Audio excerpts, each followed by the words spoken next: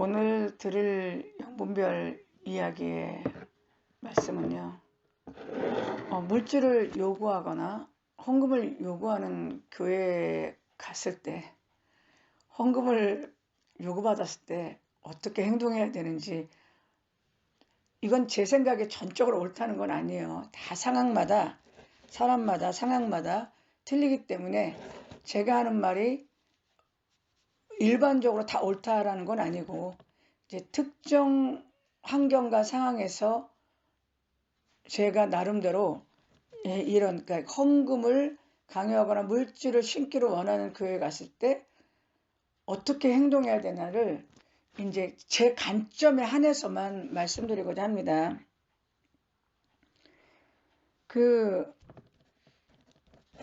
우리나라 종교학자들은요, 흔히 이렇게 얘기합니다. 한국의 기독교가 한국에서 그렇게 쉽게 받아들여지고 크게 부흥을 할 수 있었던 건 한국인의 내재적 종교적 성향 때문에 그런다는 거예요.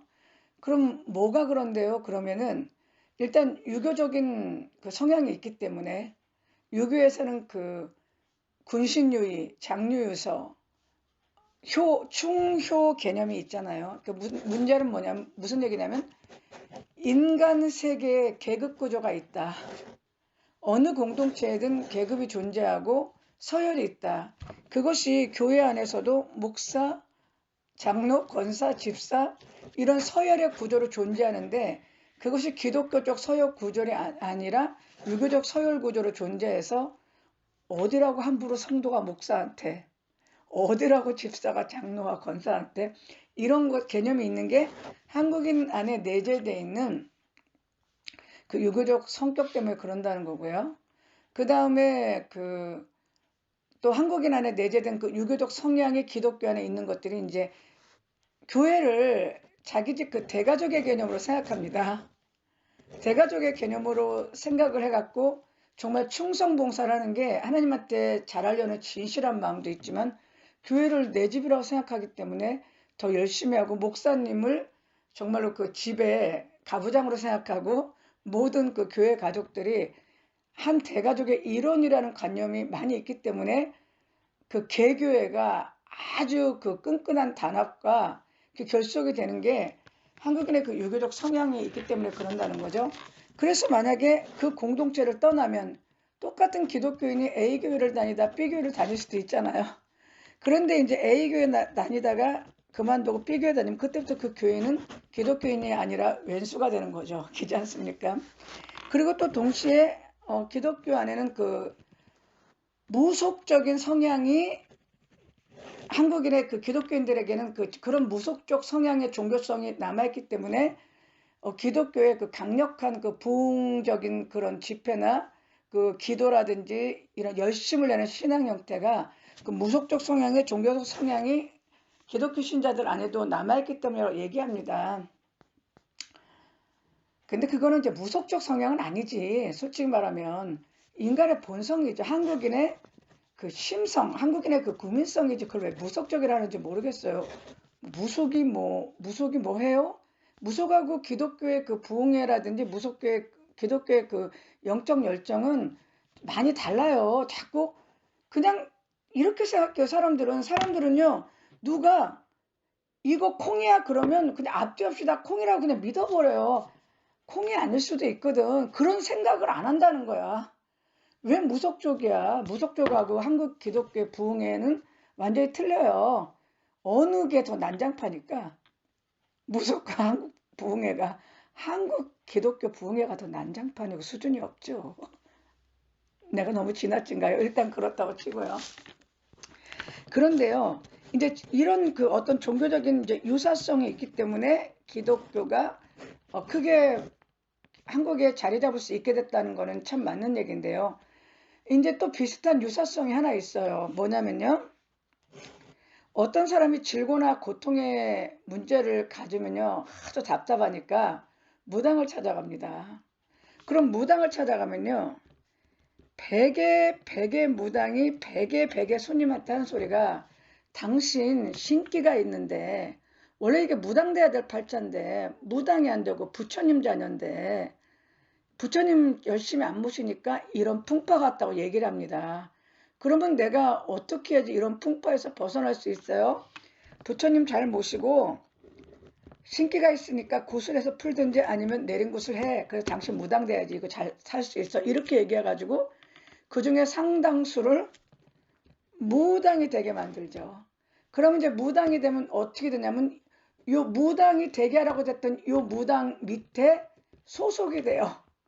그래서 이제 신어머니 신딸의 관계가 이제 맺어지는 겁니다. 이렇게 해갖고. 그래가지고 뭐 거대한 그 단골판이 형성되는 거죠. 이제 쉽게 말하면 이제 뭐랄까 교회로 따지면 이제 지교회가 형성되는 거예요. 웃자고 하는 소리입니다.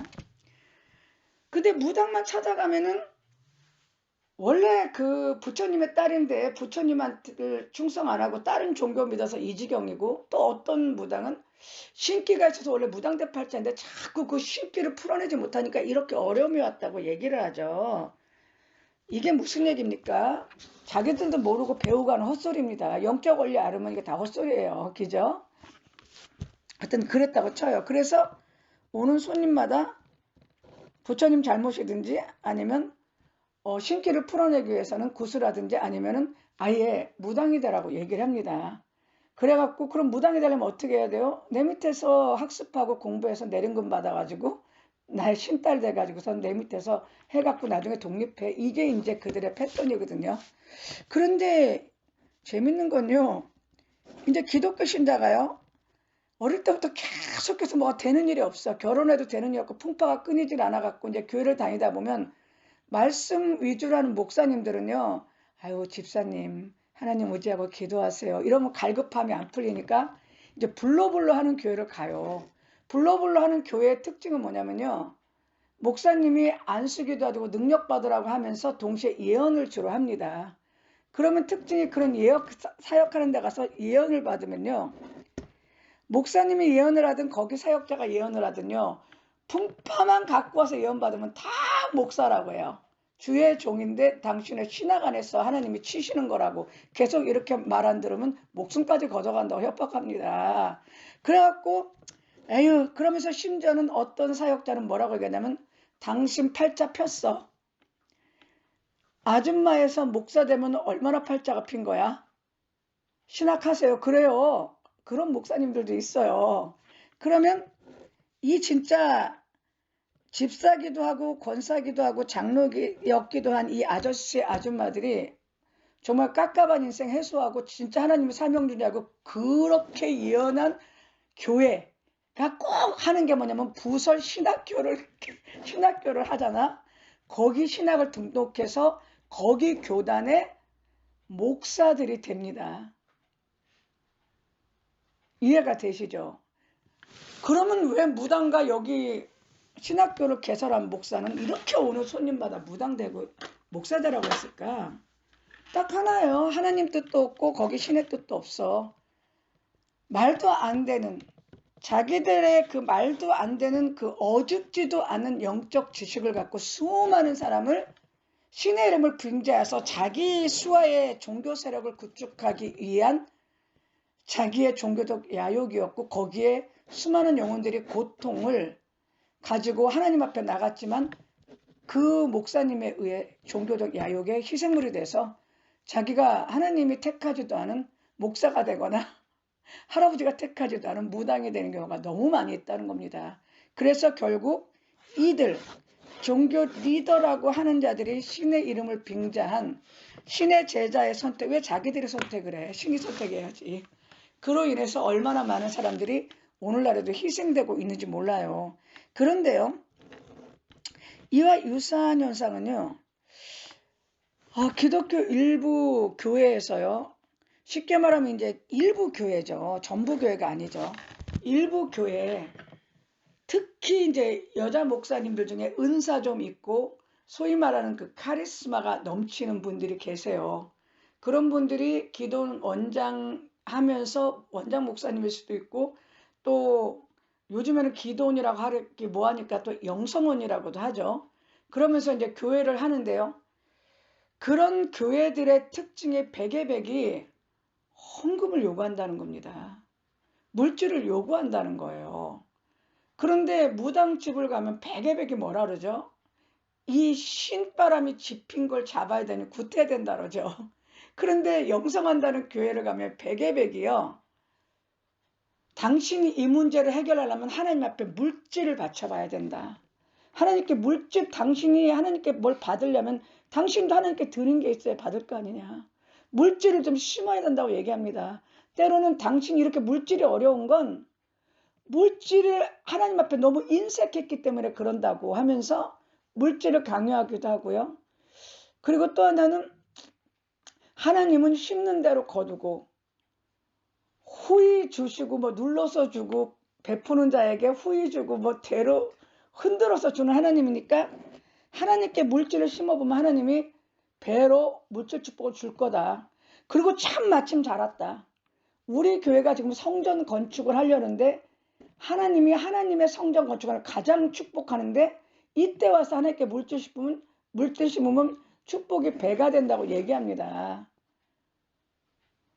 그래서 고통의 그런 교회를 대부분 성도들이 갈 때는 굉장히 많은 고통이 있기 때문에 그런 교회를 가요. 답답하고 괴롭고 영적으로 뭔가 숨이 막힐 것 같고 육적으로 삶의 환경이 너무 깝깝스러우니까 막 하나님 앞에 부르짖고 가슴을 치면서 기도라도 하고 깝깝스러우면 성도가 교제도 하면서 때로는 좀 예언이라도 받으면서 괴로운 힘든 거 하나님 의지해서 좀 벗어나 볼까 해서 가는데 꼭 가면 받는 게 두 가지입니다. 여러 가지 받아요. 첫째, 목사님에게 충성하는 것이 하나님께 충성하는 것이다. 두 번째, 목사님 말씀에 순종하면 하나님이 축복하신다. 세 번째, 신학해라. 네 번째, 물질을 심어라. 그리고 다섯 번째, 이 교회는 축복이 가득한 교회니까 여기서 충성봉사하고 여기서 헌신하면 하나님 축복한다. 이런 얘기들을 듣습니다.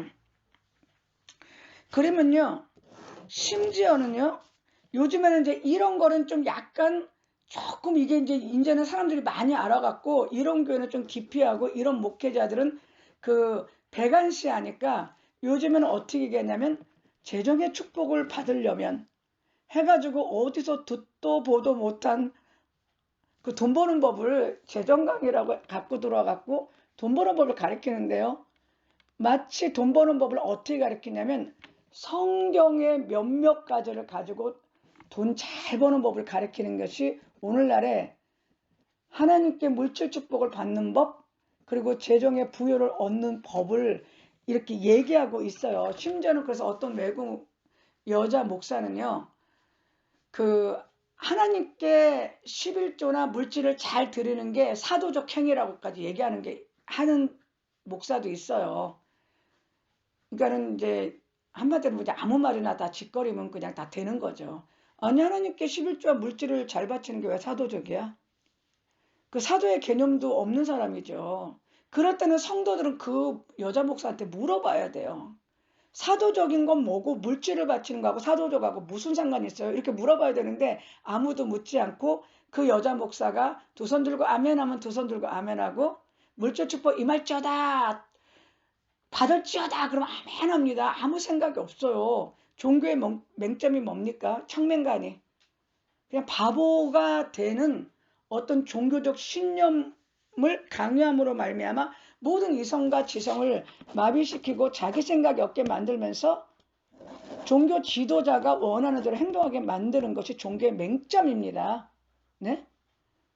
그렇다는 거죠. 그러면 하나님은 정말 성도에게 물질을 원하실까?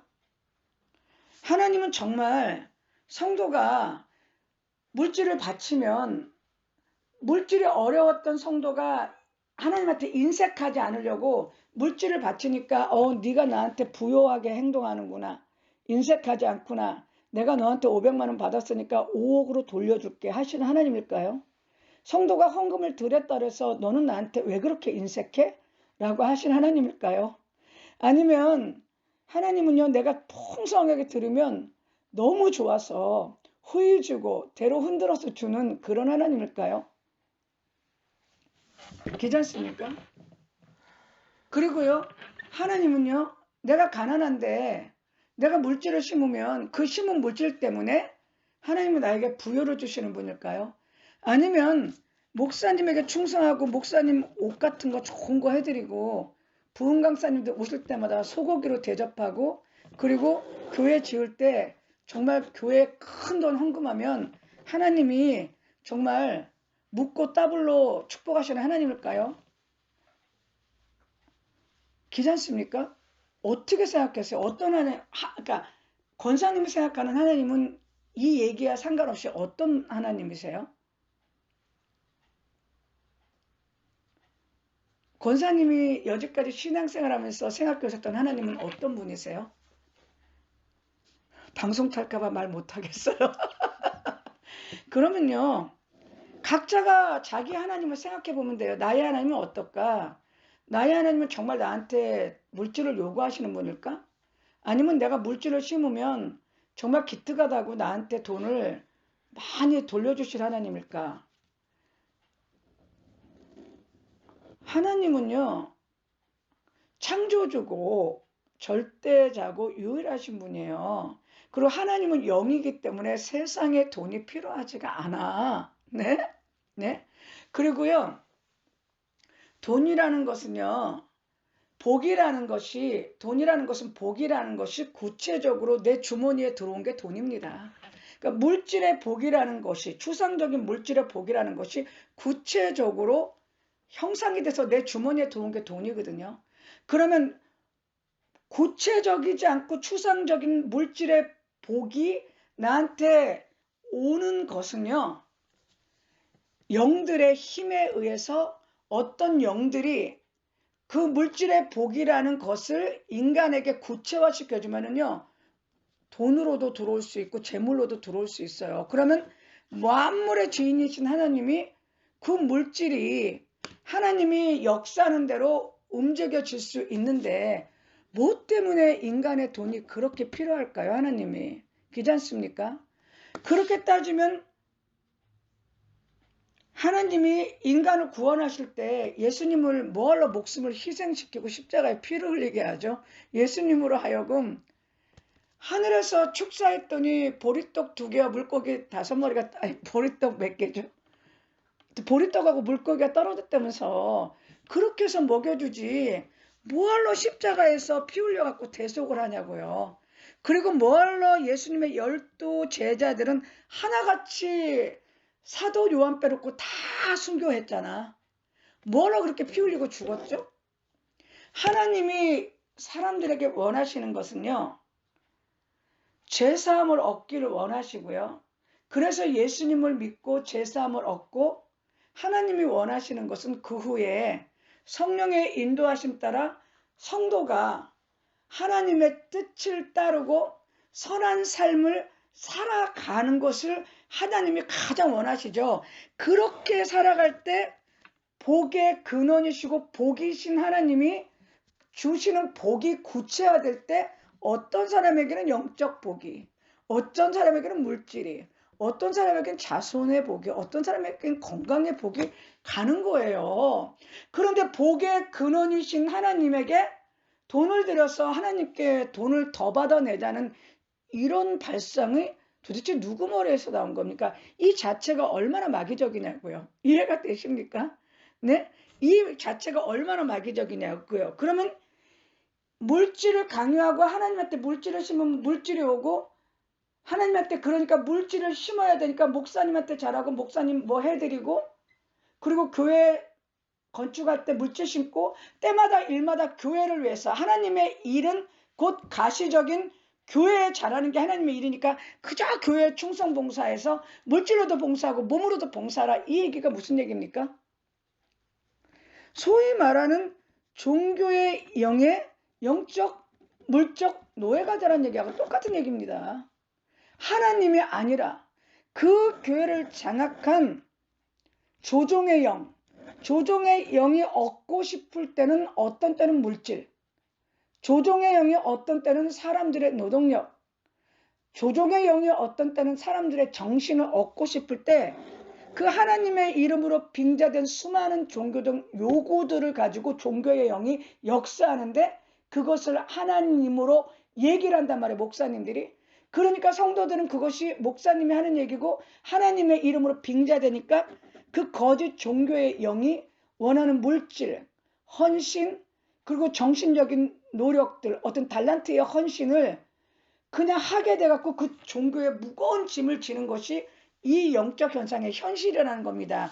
특별하게 물질을 강요하고 헌금을 강요하는 교회는요, 뭔가가 교회의 그 사역의 핵심이 되는 게 있어. 핵심이 되는데 주로 목사님이 때마다 일마다 돈 얘기를 많이 하는 교회들의 특징은요, 그것이 하나님께 축복을 받는 길이고 하나님께 복을 받는 길이라고 아무리 포장돼 있어도 그 말이 물질을 원하는 그 말의 핵심은요, 하나님이 아니라 그 목회자 안에 들어있는 그 돈귀신이라는 소리입니다. 이거 영분별을요 아무도 못해요. 그냥 그가 목회자이고 하나님이 물질 심으면 축복 주고 누구누구도 그렇게 했더니 축복받았더라, 이 패턴이 되니까 진짜인 줄 알고 그것에 대한 부담감을 갖고 어떤 사람은 작정하고 없는 살림에 헌금하고 어떤 사람은 돈 내기 싫어서 주변을 배회하다가 어떤 사람 나가는 사람도 있고 어떤 사람은 주변을 배회하면서 조금 헌금하고 눈치 보고 이런 일이 벌어지는 겁니다. 하나님은 물질을 단호하게 얘기하지만 물질을 요구하지 않습니다. 물론 아주 예외적으로 그런 경우는 있어요. 아주 예외적으로 그 사람에게 아주 큰 문제가 있을 때 어떤 속죄하는 개념에, 그러니까는 예수님이 보혈로 죄사함을 주기는 했지만은 어떤 인간의 큰 살면서 벌어지는 문제에 대해서 속죄가 필요할 때 옛날에는 그 짐승을 드렸잖아요. 짐승을 드는 거는 물질이었어, 그 당시에. 그래서 하나님이나 어떤 영적 존재가 죄를 용서하기 위해서 물질을 받는 경우 아주 예외적인 경우는 있어요. 아주 예외적인 경우는 있어요. 그렇지만 거의 대부분의 하나님은 물질을 요구하지 않습니다. 그럼에도 불구하고 일부 교회에서 하나님의 이름으로 물질을 헌금과 물질을 요구하고 그리고 어떤 일부 교회에서 재정을 통해서 하나님의 이름과 성경을 갖고 돈 버는 법을 가르쳐서 어쨌든 그러니까 결론은 물질을 요구하든 재정을 강의하든 무조건 하나님한테 일단 잘 심어야 돼. 당근. 깜짝이야. 당근. 그러면 물질을 요구하거나 헌금을 요구하거나 또는 요즘에는 그거를 아주 강요를 하면 있잖아. 사람들이 괴로워하고 잘 안 가니까 재정 강의. 하나님께 재정의 축복을 받는 법을 얘기해요. 그거는 성경과 하나님을 이용해서 잘 사는 법인데 결국 하나님 이용해서 돈 버는 법을 가르치는 거거든. 그런데 그러면 어떻게 해야지 하나님께 물질의 축복받고 할 수 있느냐면 하나님께 심어야지 일단은 물질 축복을 받을 수 있는 거야. 그러니까 무조건 선행에 돼야 되는 게 교회와 목사님 앞에 물질을 심어야 되는 거예요. 이것이 핵심입니다.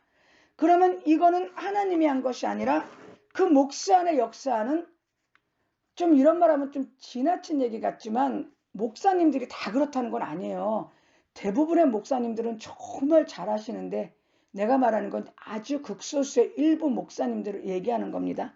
그 일부 목사님들 안에 역사는 돈귀신은 어떻게 해야지 생존하죠? 아이들은 꿈을 먹고 자라죠. 그죠? 그리고 아름다운 그 요정 같은 것들은 이슬 먹고 자란다 그러잖아요. 돈귀신은요, 돈 먹고 살아야 됩니다. 술귀신은 술 먹고 살아야 되죠. 음란귀신은 음란해야지 먹고 살죠. 돈귀신은 뭐를 먹어야 되죠? 돈을 먹고 살아야 돼요. 근데 돈귀신이 제일 돈을요, 근데 돈귀신이 어떤 돈을 먹냐면 정당하게 일해서 노동해서 버는 정당한 돈을 먹고 사는 게 아니라 이 돈귀신은요, 자기는 별로 일을 안 하는데 한마디로 말해갖고 그냥 자기는 일을 안 하고 돈이 들어오게 하는, 그렇게 해서 벌어먹고 살아야 되는데 그 짓하기가 제일 좋은 데가 종교야. 이해가 되세요? 그러니까 불교의 천도제, 무당들의 굿, 이런 모든 것들이 악한 영과 그들이 행하는 이 카르텔이 접합되는 것이 천도제 굿 제사 아닙니까? 똑같아요.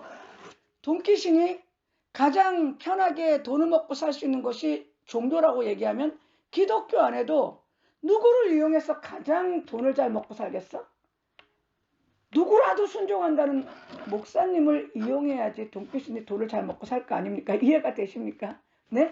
그렇다면 성도가 물질을 강요하고 물질의 축복을, 그러니까 헌금을 강요하고, 때로는 그거는 요즘에는 잘 안 먹히니까 재정강이라는 이름으로 결국 하나님께 심으라고, 그럼 축복이 온다고 얘기하는 그런 극소수 일부 교회에 강요를 받던 자발적으로 헌금하는 것은, 그것이 어떤 것이든 상당 부분은, 내가 100% 다 그런다는 얘기는 못하지만 상당 부분은 돈귀신에게 헌금하는 것이 된다는 겁니다. 그리고 이런 교회나 이런 목회자들의 설교를 듣거나 이런 교회를 가게 되면 반드시 물질에 대한 감동이나 계시, 꿈, 환상을 마치 하나님으로부터 받는 일이 생겨요. 그럴 때는 이 목사님 말과 이 교회에서 하는 것이 맞다. 하나님이 나한테 이렇게 꿈을 꾸게 하고 음성을 들려주고 하나님이 이것을 나한테 하라고 요구하셨기 때문에 나는 정말 물질을 심어야 되고 하나님께 헌신해야 되고, 또 하나님께 나도 부유함을 얻게 해서 하나님께 심는 그것도 해야 된다고 생각하지만, 그런 교회나 그런 목회자의 설교와 그런 교회에서 받는 하나님으로 빙자된 헌금에 대한 수많은 꿈, 물질에 대한 수많은 계시, 환상, 음성, 예언, 감동은 사실은 그 교회와 목회자를 장악하고는 돈귀신이 일으킨 영적 조작일 확률이 너무나도 많다는 겁니다. 그래서 제가 드리고 싶은 말은, 정말로 그렇게 하나님의 이름으로 물질을 강요받고, 강요받는다는 건 뭐죠? 물질에 대한 어떤 것들을 요구받고 헌금을 요구받고 재정을 통해 축복이 온다고 얘기하는 교회에 대한 영분별의 근본은요,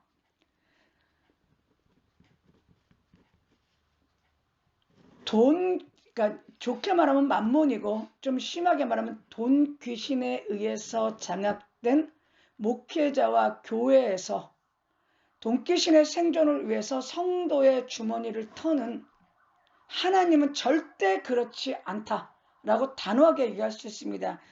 주머니를 터는, 그래서 거기에 내가 헌금을 하게 되면은 그 돈 귀신의 영에게 실질적으로 내가 하나님 주신 귀한 물질을 갖다 바치는 꼴이 된다는 겁니다. 그래서 결국 돈 귀신 좋은 일만 시키게 되는 거라는 거죠.